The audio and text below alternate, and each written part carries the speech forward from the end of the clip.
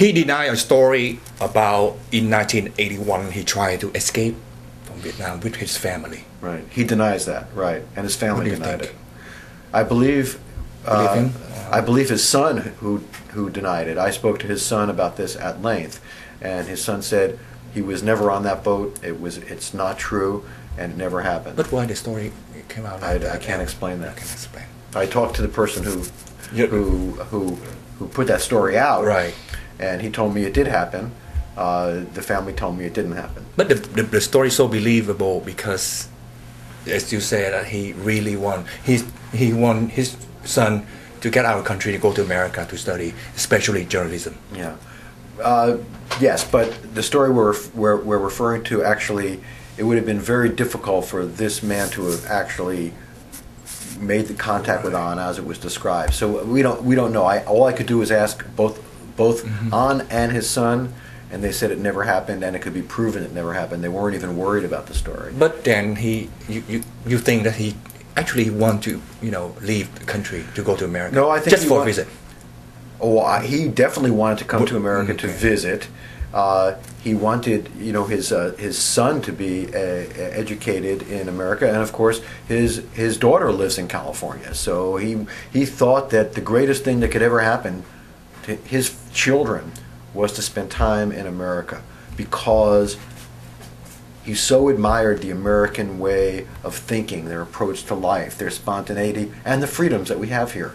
And he believed that those freedoms should come to Vietnam. Without a doubt, he believed that. But he was just one man, and he was not going to speak out about that. He never speak out. No. Did you ever? Well, ask he him did speak why? out about economic.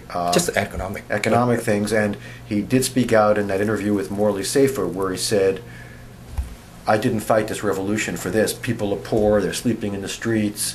A small group of party members get rich, and everyone else doesn't." He said, "This is not right. This is not what I fought for. But it's up to us to fix it. The Americans can't fix it. Only the Vietnamese can fix it." So that was what he hoped would happen, and he had great hope in his son. He does have great hope that his son and his son's generation will help to slowly bring the kinds of change in Vietnam. But he said that the situation in Vietnam is better year by year. It would be 50 years from now, it would be okay. That's what he said, and he laughed. See, he understood. He was very realistic, I mean, there's no better way for me to tell your listeners and people who are watching about An, to say that, he loved his country. He loved Vietnam, and he loved these principles that he originally joined the fight against invaders of his country in 1954, 1955. He remembers the fight against the French. He remembers the Japanese occupation. And then, of course, the American occupation came. But he also loved America. All right? And he often said to me, "I have two loves, and I am the spy who loved my enemy." And how you can explain that is why my book is so interesting, I think. I mean, he was a spy who came to love his enemy and admire his enemy. And he had nothing against the Americans. I mean, that was the other thing that is really important. In the entire time An was spying for his country and his party, he never really had anything against the American people. He thought the war would end and everyone would just be friends. Let's all be friends. So naive. That's what he thought, though. Look, he evacuated his family, right?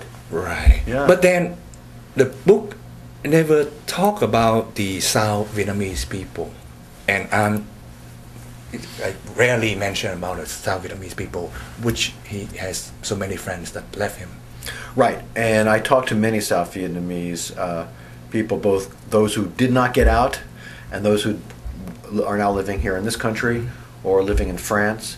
And I spoke to Bui Tin about An as well, but of course many Vietnamese who are living in America today, and this is what they told me. They said that An was a different first of all, An was a Southerner, okay, and the son of a land surveyor really, in many ways, could identify with so many South Vietnamese. Okay, he just chose to join the Viet Minh, and I think this is the key to understanding An and his relationship with the South Vietnamese. After the war, I think 5, 10, 15 years, it was hard to forgive An. But now it's 30 years, 35 years, it's a long time now. And I think people see when they go back and they talk to An, they found a humble man, a decent man, who never spoke of what my friend Khan calls victor's arrogance. He never really talked about the war like that. He felt so bad about what had happened to his country, to America, and he just, in a way, I think he just felt that it had gotten so out of control, and he was very sad about the war. How was his life toward the end of his 2006? He lived in he's poor, or he's okay? Oh, no, he lives very comfortably in a nice home of a British diplomat. The whole family lives there, his sons and his wife, grandchildren. I was probably at that home almost 100 times, and it's a very nice, bustling area of Saigon. He was always surrounded by his birds, his dogs, his animals, and the like, and always visitors, constant visitors and phone calls. And when you're sitting in his den, his library, books, all books, and Time magazine, stacks of them. He got them delivered every week. He believed so much in astrology. That's amazing. That's the guy that believed in something like that. And he explained it to you, and luck. Yeah. He's more lucky than just because of that. He explained to you why, man. He so believe in just something, astrology, and he was very superstitious. He was the most superstitious person I've ever met. He wouldn't travel on certain days. He wouldn't go meet his courier on days that he thought was unlucky, or he would go consult with astrologists and the like. And he believed that he was born under the star Virgo, the only constellation with a sign protected by women.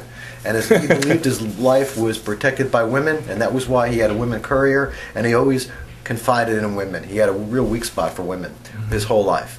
And that was, I sent my research assistant, a young Vietnamese American student from UCLA. She went to Vietnam to interview An in the middle of all my interviews. And he kept talking to me about, so you sent your research assistant because you know that the way to really break me is to send young women to talk to me. I thought that was very funny. How is his family is still in Vietnam or here in America? Or where about? No, his entire family is in Vietnam, except for his daughter who lives in the United States. And he has brother-in-laws also who lives in the United States.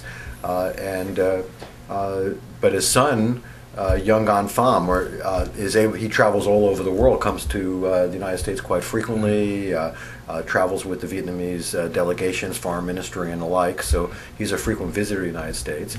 And his wife is able to visit the United States and spend time with her grandchildren in California and the like. So the family is, at least part of the family is here in California, which is, I know, made An very happy that that was possible. So part of him is connected to America. Absolutely, and he loved to hear stories when his wife would come back from visiting the grandchildren and his daughter in California. He loved to hear the stories about California and the pictures and the like. So he liked pictures of the grandchildren, of course, but best of all was the pictures of California. Yeah. His wife, have you somehow, after his death, because there's a few questions that you want to ask, but he's already gone, so his wife helped you a little bit? Yes. It was during her time of grieving and mourning, but she did work with me very closely and helped me answer all of my questions.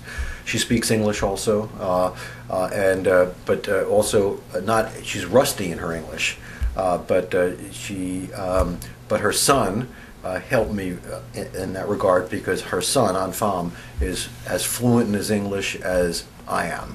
He is perfect. But do you think that's the wife that hold all the secret right now? The wife really understand her husband. I think that when I talk about this in the book, when they first got married, she did not know about An being a spy. He was already on his mission, and he told her a few months into their marriage about his mission, and she agreed to be a good wife and support him in any way possible. That was primarily by making sure that the household was run, the children were not a problem, that everything was efficient so that he could focus on his job. But she also, at night, worked with him photographing documents. She helped wrap the reports and the like, and she also helped by standing guard. And sometimes when he would go to meet his courier, she would follow behind to make sure they weren't being followed. But she lived in constant fear that one day he wouldn't come home.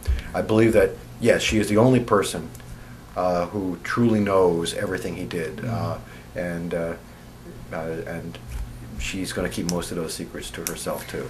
Then you said in the book that so many things that's left unanswered. But if he's here today and he just say anything that you want, what you gonna ask him?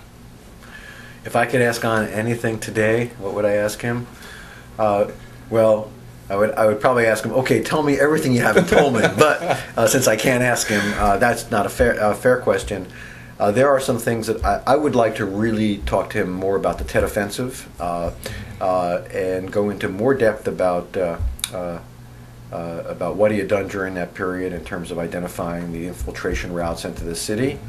I would also like to ask him again the question of, well, what were your contacts with the American CIA? That is, why did William Colby want to always see you?